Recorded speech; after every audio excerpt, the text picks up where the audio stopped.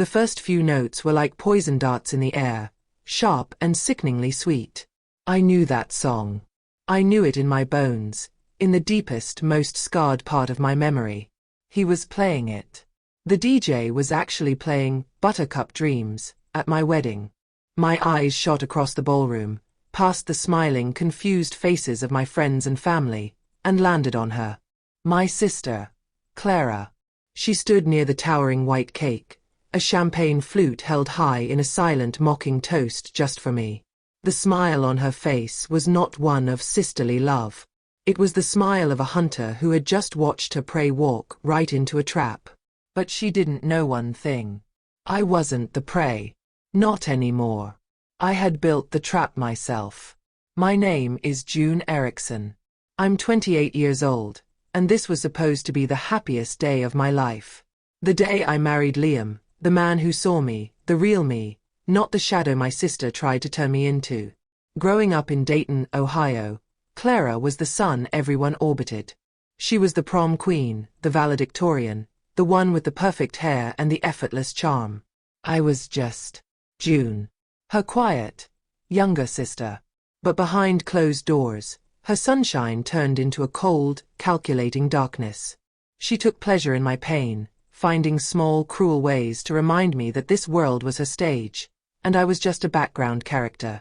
Today, I was finally taking center stage. That song, Buttercup Dreams, wasn't just a cheesy pop song I disliked. It was the soundtrack to the most humiliating day of my life.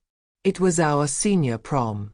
Clara had convinced my crush, Kevin, to ask me. I was so happy I felt like I was floating.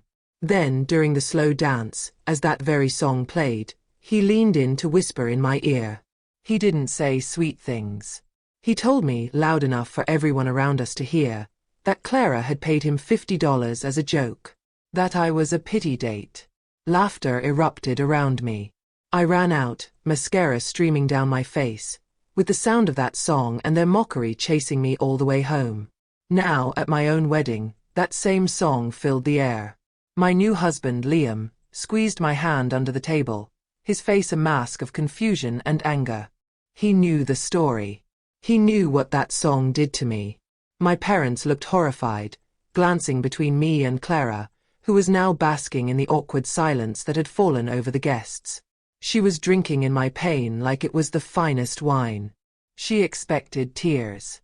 She expected me to run, just like I did at prom. She was waiting for me to break, to prove to everyone that I was still that same fragile, broken little girl. What she didn't know was that girl died a long time ago. A week before the wedding, I sat in a small coffee shop with the DJ, a man named Marcus. I handed him 2 envelopes. One had a list of songs on it, the fake playlist I knew Clara would find in my planner. The other had a thick stack of cash. My sister is going to try to ruin my wedding, I told him, my voice steady. She will come to you with a special request and a lot of money. I want you to take it. I want you to act like you're on her side. But when the time comes, you follow my instructions, and my instructions only. I slid a small flash drive across the table. Her plan is to hurt me. My plan is to expose her. Back in the ballroom, the song's cheerful melody felt like a slap in the face. My friends shot me worried looks. My new mother-in-law patted my arm, her eyes full of pity. This was exactly what Clara wanted. A room full of people feeling sorry for poor, pathetic June. Her eyes, sparkling with malice, were locked on me. She was so confident, so sure of her power over me. She thought she was the director of this horrible play, and I was her unwilling star. But she had no idea that I had rewritten the entire script, and she was about to play the part of the villain in her own downfall. I glanced at Liam. The anger in his eyes was gone, replaced by a spark. A signal. He knew everything. He had helped me plan it. He was my partner in this just as he was my partner in life. He gave my hand another squeeze, this one firm and reassuring. The song was reaching its horrible, chirpy chorus, the exact moment my world had shattered all those years ago. Clara's smile widened, anticipating the climax of my humiliation. She raised her glass higher, ready for the final bow. But the show she was expecting was about to be cancelled. Permanently. Suddenly, a loud scratching sound ripped through the speakers, cutting the song off mid-chorus. The silence was deafening. Every head in the room swiveled towards the DJ booth. Clara's perfect smile faltered, replaced by a flicker of confusion. Her eyes darted from me to Marcus, the DJ, who was now tapping his microphone. "My apologies, everyone," his voice boomed through the hall. "We seem to have played the wrong track. A mistake on my part. We need to make a quick correction." He wasn't looking at his equipment. He was looking straight at me, and he gave a slow, deliberate nod. As a new, beautiful melody began to play, the song Liam and I first danced to, the giant projector screen behind the DJ booth flickered to life. It wasn't the slideshow of our childhood photos everyone was expecting. It was security footage, crystal clear, from that very hall just 1 hour earlier. The video showed my sister, Clara, handing Marcus a thick envelope. Her voice, captured perfectly by the hidden microphone, echoed through the silent room. "Play Buttercup Dreams for their first dance," she said with a laugh. "She absolutely hates it. Trust me, it will completely destroy her." The whole room was frozen, watching the screen. I turned to look at Clara. All the color had drained from her face, leaving her looking like a porcelain doll that had just cracked. Her champagne flute slipped from her numb fingers and shattered on the floor, the sound echoing the shattering of her perfect image. My parents stared at her, their mouths hanging open in pure shock and horror. My revenge was just getting started. If you think seeing her get caught was satisfying, just wait until you find out what was on the rest of that flash drive. Make sure you subscribe so you don't miss the next chapter. Let me know in the comments where you're watching from. Clara thought she was exposing my deepest pain, but she had no idea I was about to expose her darkest secret to everyone we knew. The sound of the shattered champagne glass seemed to echo forever in the dead silence. No one moved. No one spoke. All 200 guests were frozen, their eyes glued to my sister, Clara. Her face was a blank canvas of shock, the triumphant smirk wiped clean, leaving behind only the pale, terrified girl I hadn't seen in years. I saw my father take a half step towards her, his face a crumpled map of confusion and hurt. My mother stood beside him, one hand covering her mouth as if to hold back a scream. The video was proof of what Clara did, but my parents' faces showed that this was proof of something they had long feared was true. "Clara," my father finally whispered, his voice hoarse. Is this some kind of horrible joke?" Clara's mouth opened, but no words came out. The poise and confidence she had worn her whole life like a royal gown had been ripped away, leaving her exposed and shivering. She looked at my mother, her eyes begging for help, for a way out. But my mother couldn't meet her gaze. Instead, my mother's eyes found mine across the room, and in them, I saw a profound sadness, a deep crack in the foundation of our family that had been there for a very, very long time. I walked calmly to the DJ booth and took the microphone from Marcus's hand. The soft click of my heels on the marble floor was the only sound in the vast hall. I could feel every eye on me. "That little video," I said, my voice steady and clear, echoing slightly in the silence, "was just the appetizer." I turned my gaze to Clara. "For years, you have told everyone that I am the fragile one, the emotional one, the one who needs protecting. But the truth is, you weren't protecting me. You were hiding yourself. You broke me into smaller and smaller pieces so no one would ever see how broken you really are." It all started 10 years ago, on the day our grandfather's will was read. I was 18. He was the one person in the family who saw through Clara's perfect performance. He saw me. In his will, he left the bulk of his sizable retirement savings to me in a trust fund I couldn't touch until I was 30. He left Clara a smaller, but still generous, amount. He believed I would do something good with it. Clara, however, believed it was a betrayal. She thought that money, and his love, was her birthright. The war didn't start with a bang, but with a quiet, venomous promise she made to me that day. I will never forget the look in her eyes after we left the lawyer's office.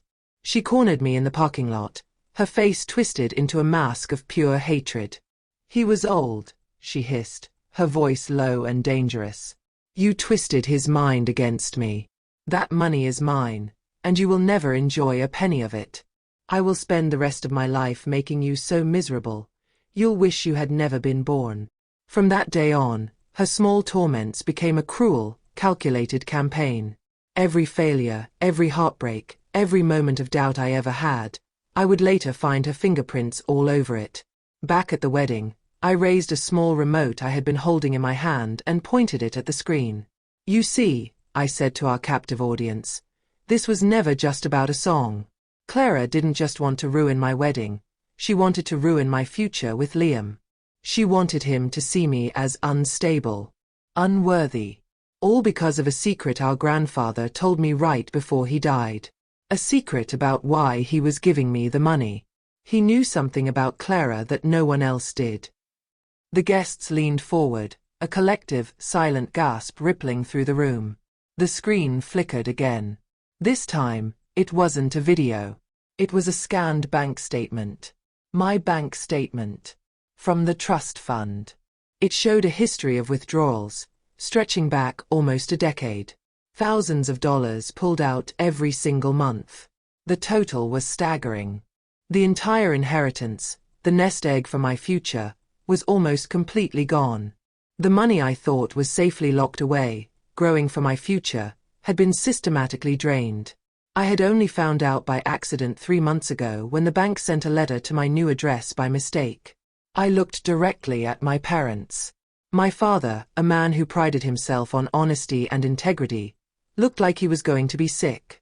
"Dad," I asked, my voice softening with pity for him, "take a look at the signature on the withdrawal authorization forms." An image of a signed document filled the screen. It was my mother's signature. A choked sob escaped my mother's lips. "No," she cried, shaking her head frantically. I didn't."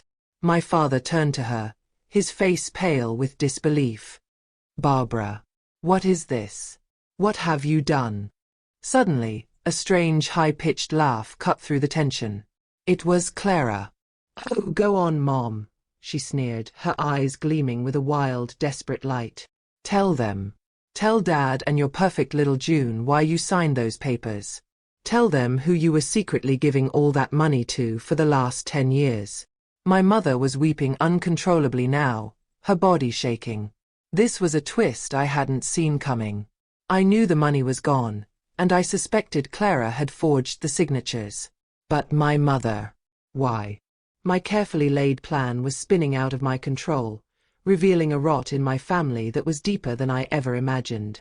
My heart hammered against my ribs. This was supposed to be my victory, but it felt like the whole world was collapsing. "Mom, what is she talking about?" I asked, my voice barely a whisper. My mother looked up, her face a mess of tears and mascara. She looked from my father's shattered expression to Clara's cruel smile, and then to me. "It was for her," she choked out. "I was giving the money to her. But it's not what you think. I was being blackmailed." Before she could say another word, the grand ballroom doors at the back of the room burst open. A man stood there, silhouetted against the evening light. He was a stranger to me, but he was looking right at my sister, Clara, with an expression that froze the blood in my veins. The man in the doorway was not large or scary looking, but the entire room seemed to shrink around him. He was maybe 40, with tired eyes and a jacket that had seen better days. But his gaze was like a laser, fixed on my sister with an intensity that sucked all the air out of the room. Every guest, every waiter, every member of my family turned to stare at this stranger who had crashed my wedding with the force of a tidal wave. For the first time, I felt a flicker of fear. My plan had been to expose a bully, not to summon a ghost from her past. Clara's reaction was what told me everything. It wasn't just fear on her face. It was pure, soul-deep terror. She stumbled backward, bumping into the cake table and nearly sending the 5-tiered masterpiece tumbling down. Her skin, already pale, turned a ghostly white. This man was her nightmare made real. My mother saw him and whispered a name so faintly I almost missed it. Elias. So, she knew him. This wasn't a random event. This man was a piece of the puzzle, a dark secret my mother and sister had shared for years. He was the reason my inheritance was gone. The man, Elias, took a slow step into the ballroom. Clara, he said, his voice not loud but so cold it cut through the silence. You didn't really think you could just get married and start a new life, did you? He held up his phone, the screen glowing in the dim light. You're late. You missed a payment. The word, payment, connected everything. My mother's claim of blackmail, the missing money, Clara's decade-long campaign to make me miserable. It was all to feed this man, to keep him quiet. But what secret was worth a fortune? My father, bless his heart, moved into action. He's a simple man who believes in right and wrong, and he saw a stranger threatening his daughter. He stepped in front of Clara, shielding her. Sir, I don't know who you are, but this is a private celebration. I'm going to have to ask you to leave. Elias didn't even look at him. His eyes remained locked on Clara. You should ask your wife who I am, Mr. Erickson, he said with a cruel, thin smile. Or ask your perfect daughter. I'm not a stranger. I'm the family secret they paid $500,000 to bury. Suddenly, a memory flashed in my mind. It was from years ago, late at night. I had come downstairs for a glass of water and heard my mother on the phone in the kitchen. She was crying, her voice a frantic whisper. There is no more, she had said. You have to give us more time. Please. I remember seeing Clara in the room with her, not comforting our mother, but pacing back and forth like a trapped animal. I assumed they were struggling with bills. It never occurred to me that the fear in that room was not about money, but about a man like Elias. My mother completely broke down, her sobs echoing in the stunned silence. She clung to my father's arm, her whole body shaking. He's the one, Robert, she cried. He's the one who's been taking the money. It was for Clara. He was blackmailing us. My father looked from my mother's tear-streaked face to Elias's cold smirk, completely lost. Blackmailing you for what? What could Clara have possibly done that was so terrible? Elias let out a short, harsh laugh. That's the $1,000,000 question, isn't it? Or, I guess, the $500,000 question. Don't you all want to know what your golden girl is really made of? Clara finally snapped. Her terror turned to rage. Security, she shrieked, pointing a trembling finger at Elias. Get him out of here. Now. The two security guards by the door looked at me and my husband, Liam. We were the ones paying them. Liam gave a slight, almost imperceptible shake of his head. This needed to play out.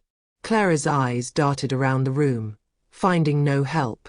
They finally landed on me, and the look she gave me was pure poison. This is your fault, she screamed. You and your pathetic revenge. You brought him here. I raised the microphone to my lips one last time. My fault, Clara? I asked, my voice ringing with the strength of a decade of pain. Was it my fault you stole the money our grandfather left me? Was it my fault you tried to humiliate me on my wedding day? No. I didn't invite this man. I just stopped letting you hide in the dark. Whatever's crawling out into the light is a monster of your own making. I then turned to Elias. I think you should tell us. Tell all of us what secret is worth so much money. Elias's smile widened. He was enjoying being the center of attention. With pleasure, he said, taking another step forward. 10 years ago, when Clara was the perfect freshman at that fancy out-of-state college, she got herself into some trouble. The kind of trouble that money can't always fix. He paused, letting his words hang in the air, building the suspense. It was about another student. A boy. And an accident. My heart started to pound. What had she done? What kind of accident costs $500,000 to hide? Don't you dare. Clara screamed, a raw, primal sound of pure panic. Please, Elias, don't. He ignored her completely. His eyes found my father's in the crowd. It was a car crash, Elias said, his voice dropping low. Late one night. Clara was driving when she shouldn't have been. The boy who was in the passenger seat, he didn't make it. A wave of gasps rippled through the room. My sister, a killer? But Elias held up his phone, showing an old photo of 3 smiling college kids. And the thing is, he said, his voice a chilling whisper that everyone heard, I know exactly what happened. I was sitting in the back seat. The words, I was sitting in the back seat, hung in the air like a death sentence. The ballroom, moments ago filled with the joyful sounds of a wedding, was now as silent as a tomb. I watched my father stumble backward, his hand clutching his chest as if Elias's words were a physical blow. All the color drained from his face. My mother, who had been sobbing, let out a grief-stricken wail that seemed to come from the very center of the earth. This was no longer a wedding reception. This was the scene of an explosion, and my family was at ground zero. I felt strangely calm, like I was floating above my own body, watching the final act of a tragedy I never knew I was a part of. No, my father choked out, his voice thick with denial as he stared at my mother. That's not possible. The university called us. They told us there was an accident. They said the boy who was driving was speeding, that Clara was a passenger, a victim. He looked back and forth between my mother and Clara, his mind desperately trying to hold on to the lie he had been told for a decade. Barbara, that's what you told me. You looked me in the eye and you told me that story. The question hung in the air. Why would my mother lie to my father about something so horrible? Elias let out a dry, humorless laugh. A victim? That's rich. She was a victim of her own terrible decisions. He walked further into the room, now fully in the light. The boy's name was Alex Royce. His family has more money than God. If they knew your precious Clara was the one behind the wheel, she would have spent the rest of her life in a courtroom or a jail cell. So Mommy here paid to change the story. She paid off a local cop to alter the report. And she paid me a big chunk of cash to disappear. But that wasn't the only lie they told, was it? My mother, now cornered by my father's heartbroken gaze and Elias's cold accusations, finally broke. The whole ugly truth came spilling out. His family was going to destroy her, she cried, the words tumbling out between her gasps. We had to do something. We used all of our savings to hire a lawyer who could make it go away. He fixed the police report. He paid Elias to vanish. But then the money ran out, and Elias came back. He knew we had the inheritance from your father. He knew we had more to give. My mind spun, and a forgotten memory surfaced. I remembered my grandfather in his final days, his eyes full of a deep, weary sadness. He once held my hand and told me, "Money can't fix a broken soul, June. Some people are just born with cracks in their heart." I had always thought he was just being sad about getting old. But now I understood. He wasn't talking about people in general. He was talking about Clara. He must have known the truth, or at least suspected it. That's why he protected the money from her. That's why he left it to me. And then, the final piece of the puzzle clicked into place with horrifying clarity. The promise. The secret promise he made me keep on his deathbed. "Junie," he had whispered, his voice a dry rasp, "that money, it's not for you to spend. It's for a scholarship fund. You create a foundation in the name of a boy named Alex Royce, so other good kids can have the future he never got." I had kept that promise a secret for years, waiting until I turned 30 to set it up, just as he'd asked. He knew. My grandfather knew everything, and he was trying to buy back a piece of a stolen life.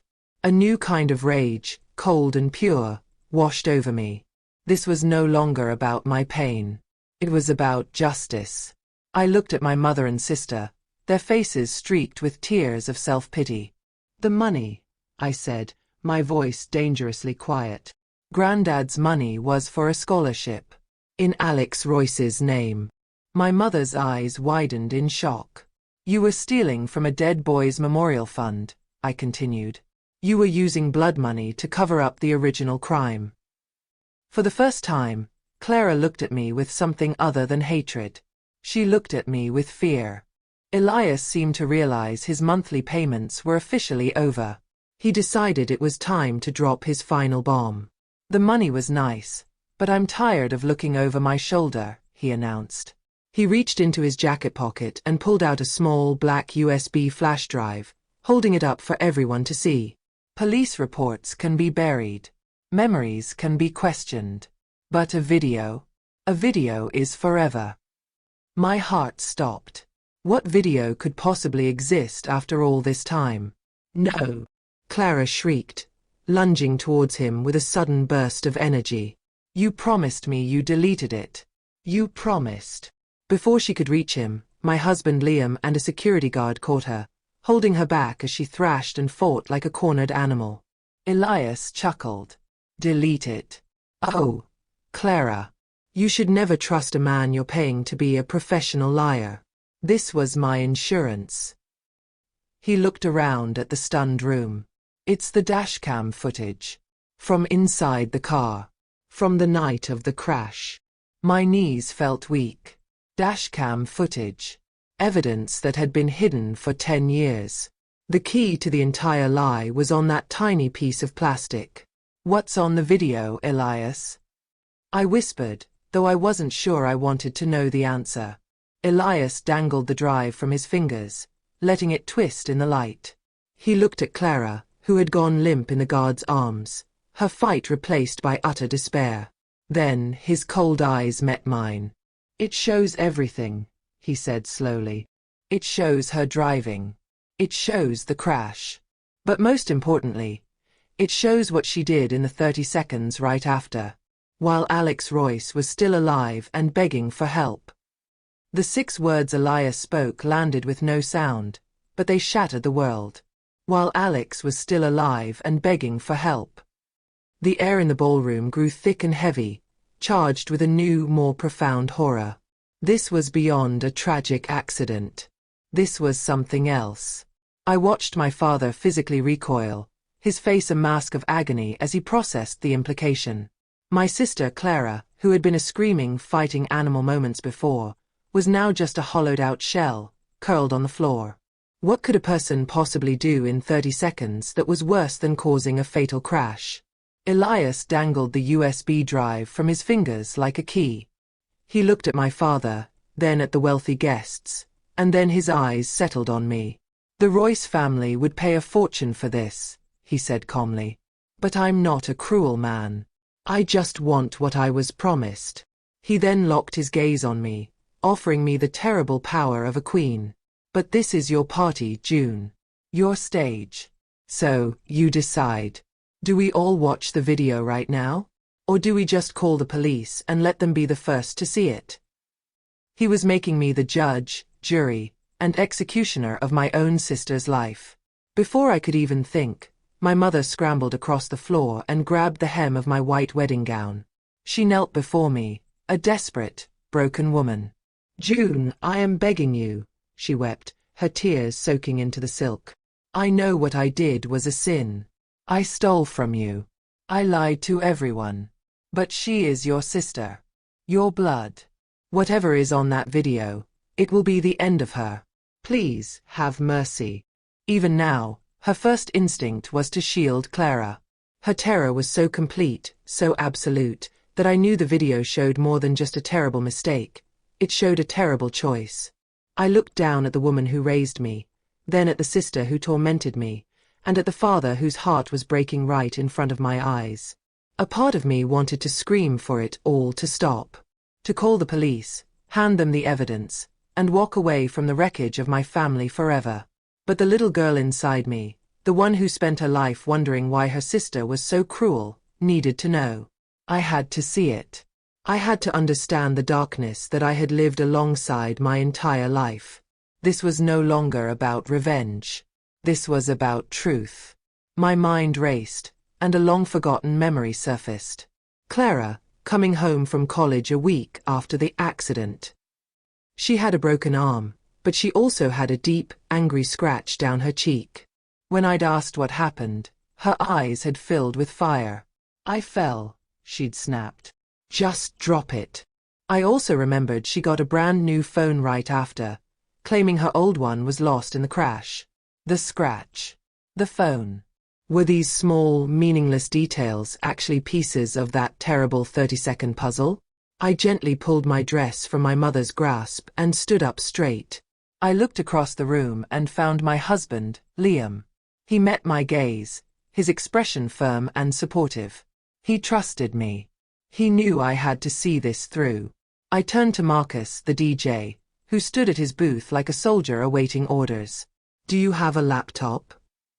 I asked, my voice surprisingly strong as it echoed in the cavernous room. "Can you connect it to the projector?" In that moment, I knew there was no turning back. I was going to play the movie. Marcus gave a single, grim nod. He understood the gravity of what I was asking. Elias walked calmly to the DJ booth and handed over the USB drive. The exchange was simple, quiet, but it felt like the arming of a bomb. A low murmur rippled through the guests. A few people stood up and walked out, their faces pale. But most stayed, their eyes wide, unable to look away from the impending disaster. My father covered his face with his hands. My mother rocked back and forth, whispering, "Please no, please no." Clara didn't even move. As Marcus plugged the drive into his laptop, I did something I didn't expect. I walked over to Clara. In my big white dress, I knelt on the floor beside her. "Just tell me, Clara," I whispered, my voice for her ears only. "Before I see it, just tell me what you did." For a brief, heartbreaking moment, I saw a flicker of the little sister I used to play with. A tear slid down her cheek. She opened her mouth. She choked out. "He wasn't supposed to." But before she could finish, the giant screen behind the DJ booth lit up. The video began. At first, there was only the shaky, dark view from a car's dashboard. Night. Headlights cutting through the blackness. I could see the back of a young man's head in the passenger seat. Then, a voice, young and full of alarm, yelled from the speakers. "Clara, slow down. You're going way too fast." The car swerved violently. The world on the screen exploded into a nightmare of spinning lights and the sickening sound of crunching metal. Then, blackness. A moment passed, filled only with the faint sound of a car engine ticking. The image returned, cracked and tilted, pointing towards the passenger side of the car. I could hear a low groan. "Clara," a weak voice gasped. It was Alex. "Are you okay?" My sister's voice replied, shockingly clear and calm. "I'm okay." Then Alex said the 9 words that sealed her fate. "My phone. Call 911. I can't feel my legs." The camera angle showed Clara turning to him, and what she did next was not an act of panic. It was an act of ice-cold calculation. The video on the screen showed my sister, Clara, turning to the dying boy beside her. His name was Alex. He had just asked her to call 911. The entire room held its breath, waiting for the moment of truth. But she didn't reach for her phone to make a call. Instead, the camera, tilted and cracked, showed her hand reaching into Alex's own pocket, pulling out his phone. "Thank you," Alex groaned, his voice weak with pain and relief. "Hurry." But Clara didn't dial. For a long, silent moment, she just looked at his phone's screen. Then, her hand moved towards the dashcam, and the video feed cut to black. The screen was dark, but the audio continued, and what we heard was 1,000 times worse than what we could have seen. Alex's breathing was shallow. "Clara, what are you doing? Who are you calling?" he asked, a note of fear creeping into his voice. A moment of silence passed, and then came my sister's reply, her voice devoid of any panic or emotion. "No one," she said. "We heard the faint tapping of fingers on a screen." "What do you mean, no one?" Alex cried, his voice growing weaker. "Call for help. Please, I'm begging you." Then came a series of sharp, sickening crunches. The sound of a phone being smashed against a hard surface. Then, a new sound cut through the darkness. The familiar chime of a different phone being turned on. It was her phone. Her own phone. We heard her dial 3 numbers. 911. A sigh of relief came from Alex's side of the car. He thought she was finally saving him. But then we heard her speak to the operator, and her voice was a masterpiece of deception. "Hello. Please help," she cried, her voice suddenly high and shaky. "I've been in a terrible accident. My friend was driving. I think he had been drinking. He lost control. Please, you have to hurry. I think he's hurt badly." She built the lie, brick by brick, while the boy she was framing for her crime was dying just inches away. The audio file ended, plunging the ballroom back into a thick, suffocating silence. This was no longer a family drama. It was a horror story. I looked over at my father. He was on his feet, his hands clenched into fists, staring at the blank screen as if he could burn a hole through it. He looked like a man who had just seen a demon and recognized its face as his own child's. My mother was no longer weeping. She was just sitting on the floor, rocking back and forth, her eyes empty and vacant. She had known. She had known this ugly truth all along. My mind started connecting the dots. This wasn't just about escaping blame for an accident. It had to be more. Alex Royce was the son of a powerful state senator. Clara, at the time, had just been accepted into a top-tier law school on a full scholarship. For her, a charge of vehicular manslaughter wouldn't just mean jail. It would be the end of her ambition, the death of the perfect, powerful life she felt she was owed. Her future was more important to her than his life. So she made a choice, in that dark, twisted wreckage. She chose herself. I turned and looked down at my sister.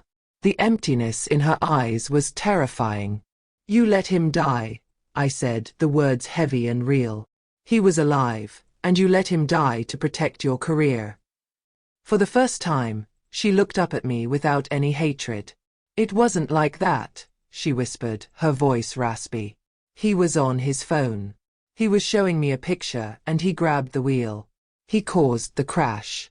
But I knew no one would ever believe me over a Royce.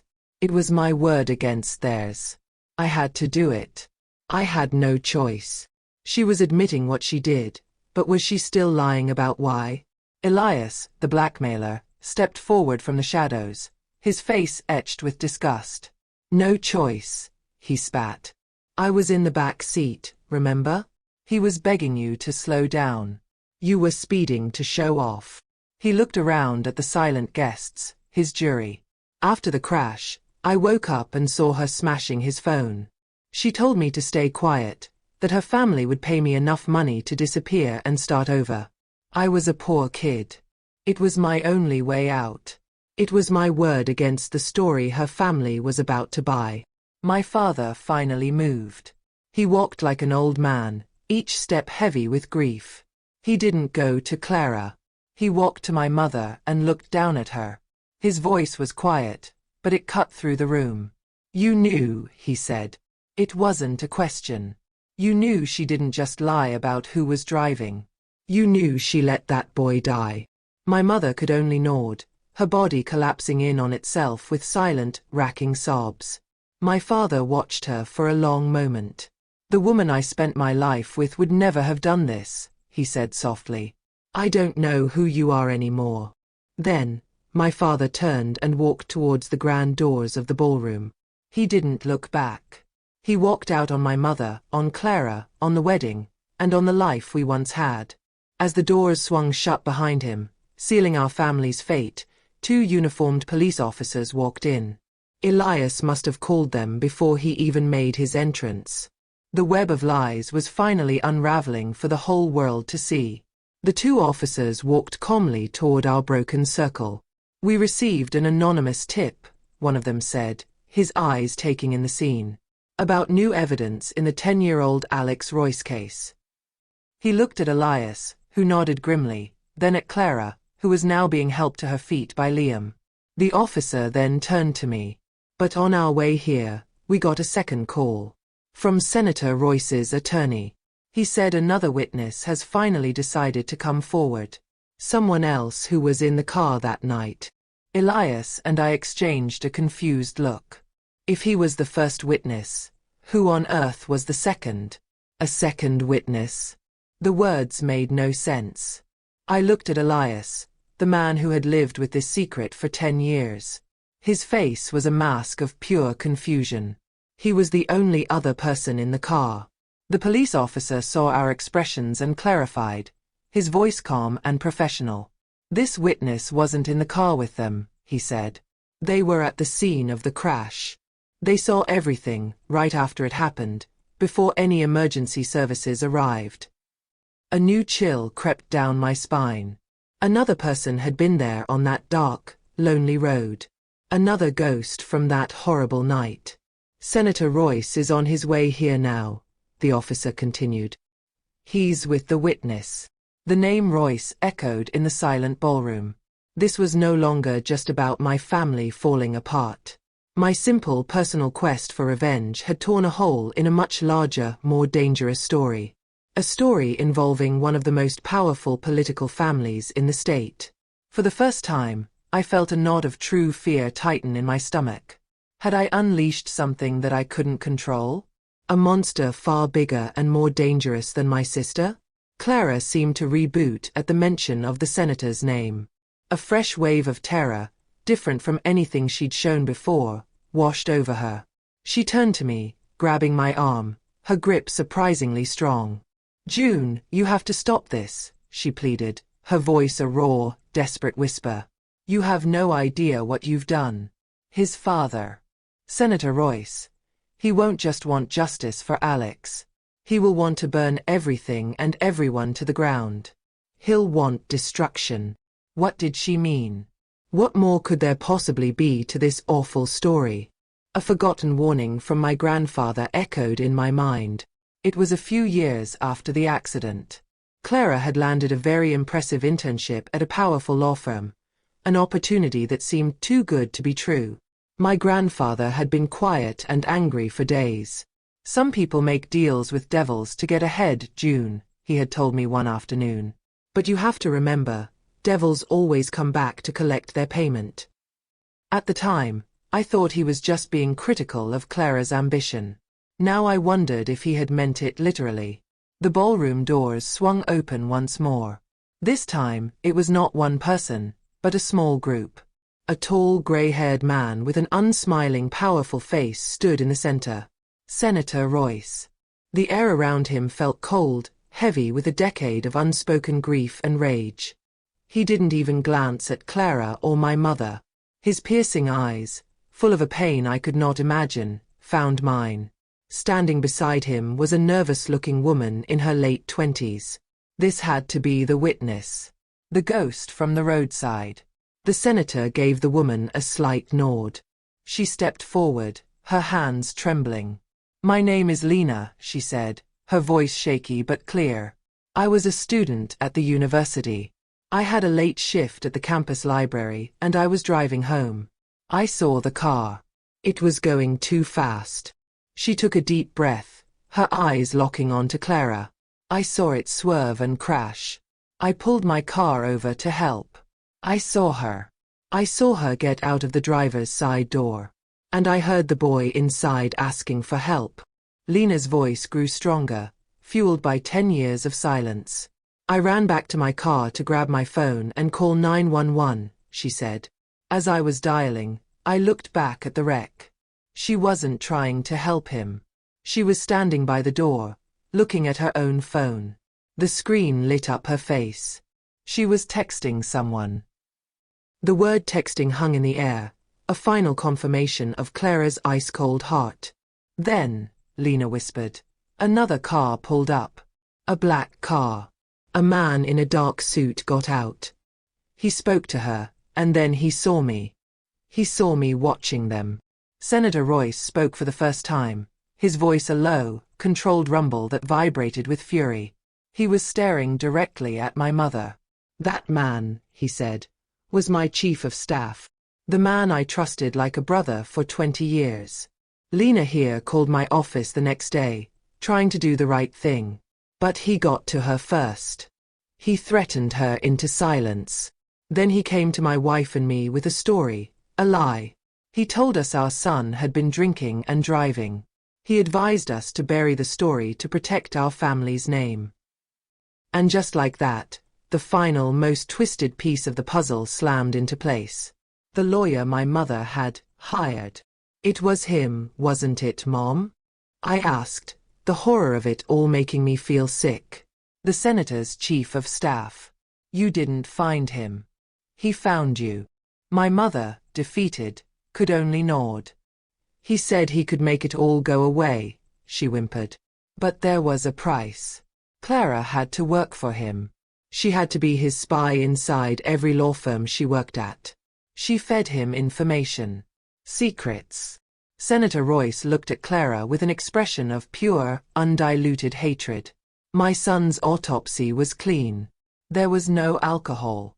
My chief of staff used my family's tragedy. He used our pain to plant an informant he could control.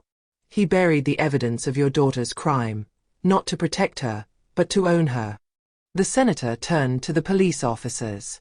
Arrest her. For the murder of my son.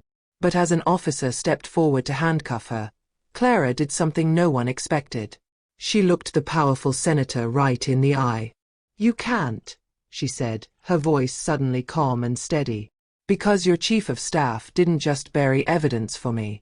He buried it for you too. And I know where all of it is. Clara's words landed like a declaration of war. A stunned silence fell over the room as everyone, the police, my family, the senator, processed her claim. For a moment, she held all the power. My sister, who just minutes ago was a confessed criminal, had transformed. She was no longer just the villain in my story. She was now the key to unlocking a much larger, darker one. The police officers, who had been ready to arrest her, now hesitated, their eyes darting between her and the powerful senator she had just accused. The entire dynamic of the room had shifted on the head of a pin. Senator Royce was the first to recover, his face hardening into a mask of pure fury. A desperate lie from a killer, he boomed, his voice echoing in the tense silence. She is trying to save herself by dragging everyone else into the mud with her.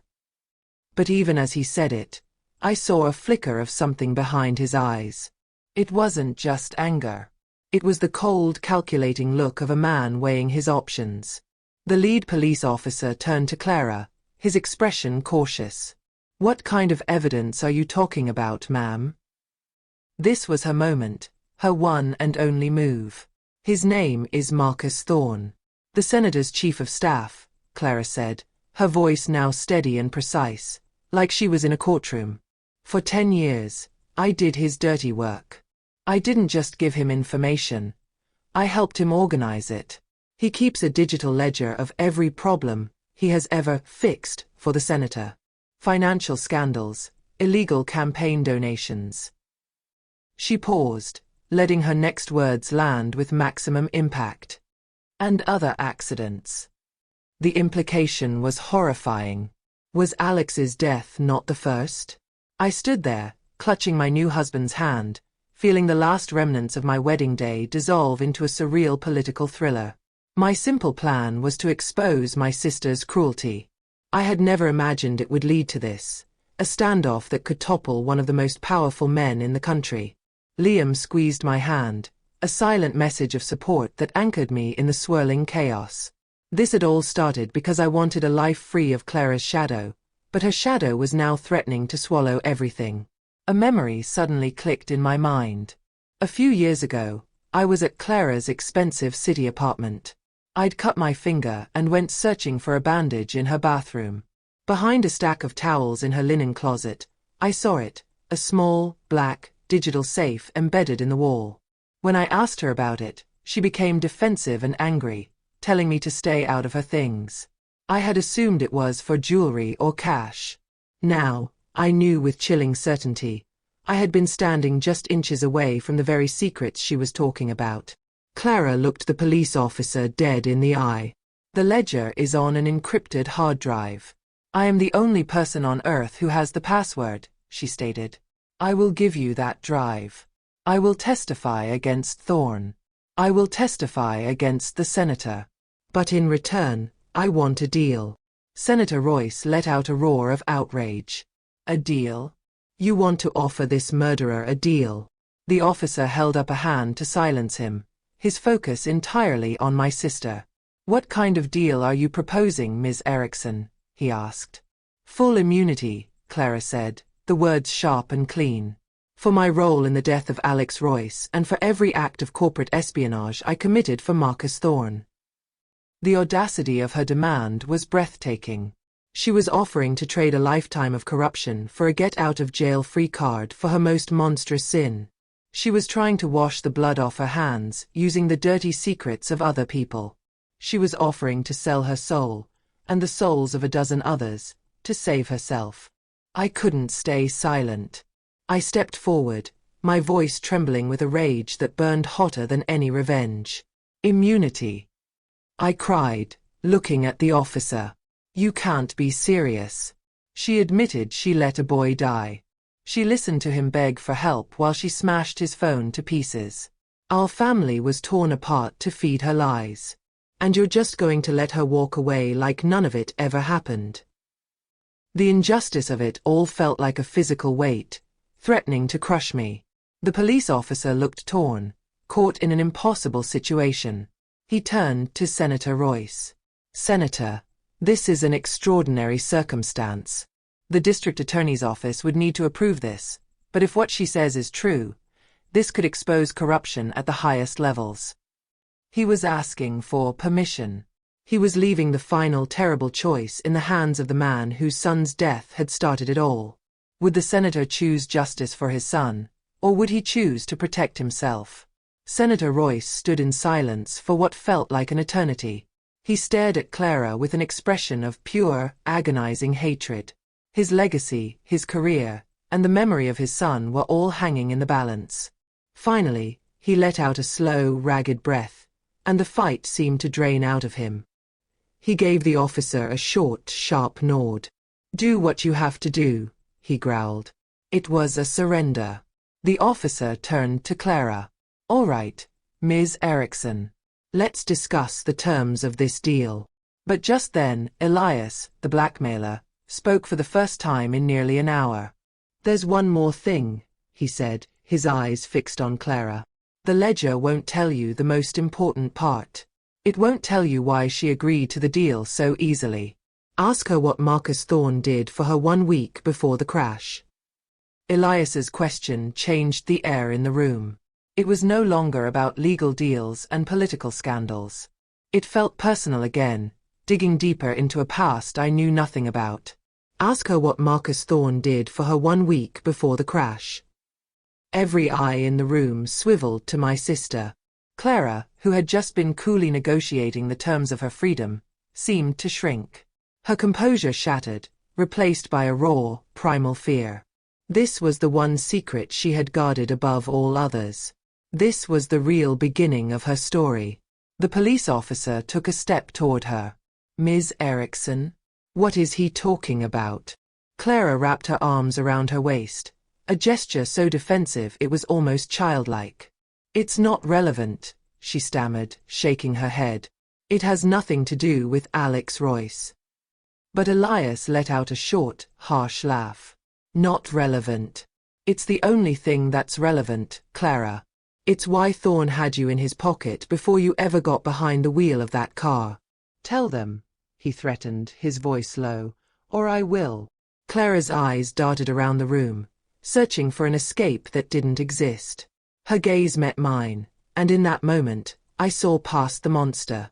I saw a scared girl, trapped in a nightmare of her own making. I was so stupid, she whispered, her voice cracking. I was just a kid, and I was in so much trouble. The officer's voice was gentle but firm. What kind of trouble, Clara?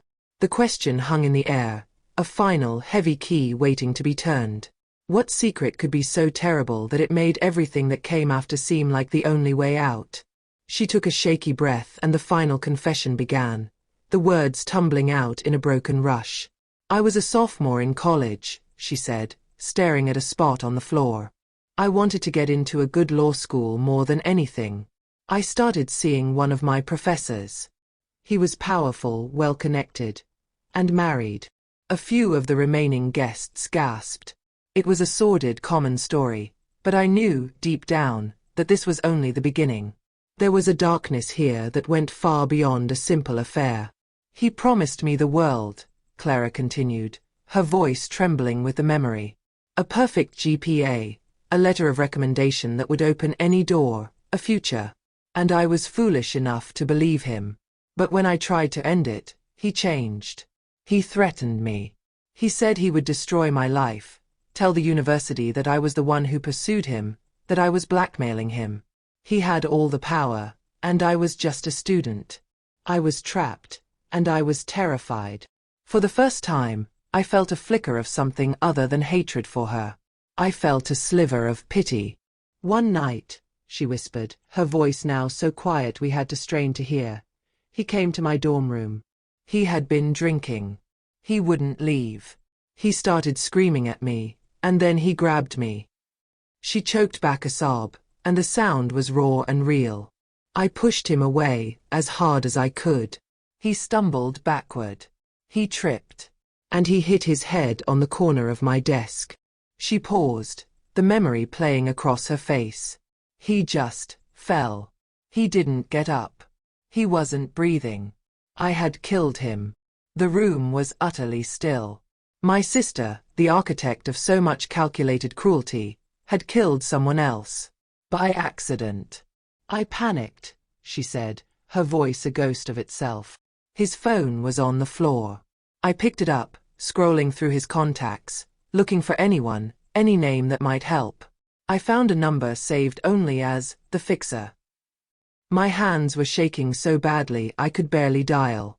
The man who answered was Marcus Thorne. The professor was one of his clients. Thorne came to my dorm. He made the body disappear. He made the entire problem go away. And then he looked at me and said, "Now you owe me." A week later, Clara said, finally looking up, I got the call. I was at a party with Alex and Elias. It was Thorne. He said he needed me at a meeting, right now. I had been drinking, but I couldn't say no to him. I was his. I got in the car. I was speeding, my mind racing, terrified of what he wanted. That's when Alex yelled at me to slow down. That's when we crashed. It all made a sick kind of sense now.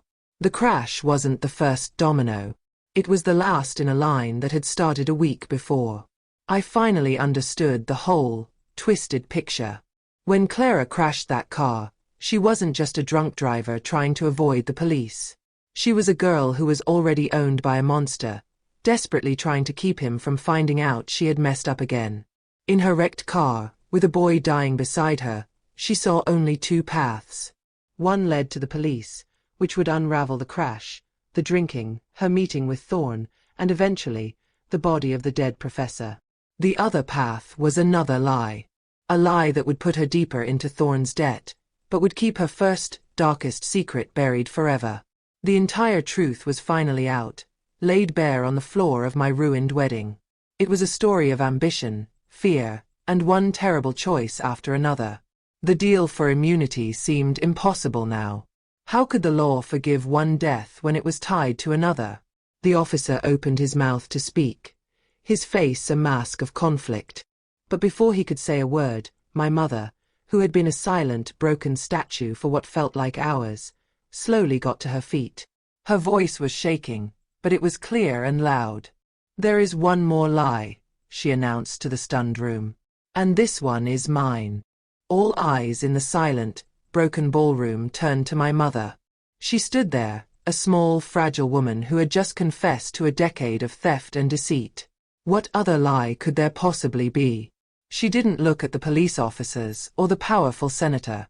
Her eyes, filled with a pain I had never seen before, found me and Clara.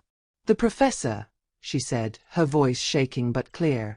"The one in your dorm room, Clara. You didn't kill him." She took a deep, shuddering breath. "I did." The world stopped spinning. It was the final, most impossible twist in a story made of them. My mother's confession spilled out, a torrent of love and fear. Clara had called her that night, hysterical and sobbing, saying a man was hurt, that he wasn't moving. My mother drove to the college in a blind panic. She found the professor on the floor, unconscious but still breathing. She saw the ugly bruises on Clara's arms where he had grabbed her. And in that moment, a fierce, protective rage ignited in my mother's heart. While Clara was locked in the bathroom, sick with fear, my mother watched the professor begin to stir. Without a second thought, she picked up a heavy law textbook from the desk and brought it down. She was the one who then found Thorne's number and made the first desperate call. "I couldn't let him destroy your future," my mother said, her words a direct plea to my sister. Tears streamed down her face. "I let you believe it was your fault. I let you live with that guilt. I let Thorne put you in a cage and I helped him lock the door. I stole money from your sister to keep the secret safe. I thought I was protecting you, my child, but all I did was destroy you both. I ruined one daughter to save the other, and I ended up losing you both." Her sacrifice was not an act of love, but a terrible mistake that had poisoned all of our lives. Clara stared at our mother, her expression shifting from shock to horror, and then to something I never thought I'd see on her face again: relief. The terrible weight she had carried for 10 years, the secret that had twisted her into a monster, wasn't even hers to carry. It was a lie built to protect her. Senator Royce's face was like stone. "There is no deal," he said, his voice cold and final. "Her entire testimony is based on a lie. The deal is off." In that moment, Clara lost all her leverage. The police officer took a step toward my mother. "Ma'am, you need to come with us." He then turned his stern gaze to Clara. "And you are under arrest for the death of Alex Royce." After all the twists and turns, it was all over. But then Clara, stripped of all her power and lies, did the most powerful thing she had ever done. She walked to the DJ's table, took the encrypted hard drive, and brought it to the officer. "You don't need a deal for this," she said quietly, handing it to him. "There are no deals for what I did. I will testify against all of them. And I will tell the truth." Then, she turned to me. For the first time since we were children, she truly saw me. The jealousy, the rivalry, the lifetime of bitterness, it all melted away, leaving only a vast, empty sadness. "I'm sorry, June," she whispered, her voice cracking. "For everything. You tried to be a good sister, and I used your love against you. Granddad was right. There has always been a crack in my heart." A tear rolled down her cheek. "Maybe this is how I finally begin to fix it." The police led her and my mother away, and just like that, the two women who had defined my entire life were gone. The ballroom was a ghost town now. The senator, the police, the guests, all gone. Only me, my husband Liam, and the wreckage of my wedding remained. The towering cake stood untouched, a monument to a celebration that never happened. My perfect day was in ashes, but in the quiet aftermath, I felt a strange sense of calm. The long, exhausting war was finally over. The truth, in all its devastating and heartbreaking glory, was finally out in the open for everyone to see. Liam came and wrapped his strong arms around me, holding me close. We stood together, looking out at the empty dance floor where we were supposed to have our first dance. "Well," he said softly, his voice full of love, "this wasn't the wedding we planned." I leaned my head back against his chest and let out a long, slow breath. "No," I said. "It wasn't. It was a funeral for a family built on lies. And maybe, just maybe, it's the beginning of a life built on truth." I was no longer a shadow or a victim. I was just June. And that was finally enough. In the months that followed, the story exploded. The evidence on Clara's hard drive brought down titans.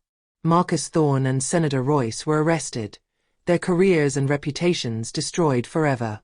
My mother, because of the circumstances, received a lighter sentence. And Clara, true to her word, testified against everyone. She was sent to prison for what happened to Alex Royce, but she faced her punishment with a quiet dignity I never knew she had. And in a final act of poetic justice, the Royce family, armed with the truth, used their fortune to create the scholarship for their son that my grandfather had always dreamed of. I stand here now, placing flowers on my grandfather's grave. The world is quieter. My revenge did more than expose a single secret. It unearthed a truth so painful it broke everyone it touched. But from those broken pieces, a new world can be built. A world where truth matters more than ambition, and where forgiveness is possible, even if it's just forgiving yourself.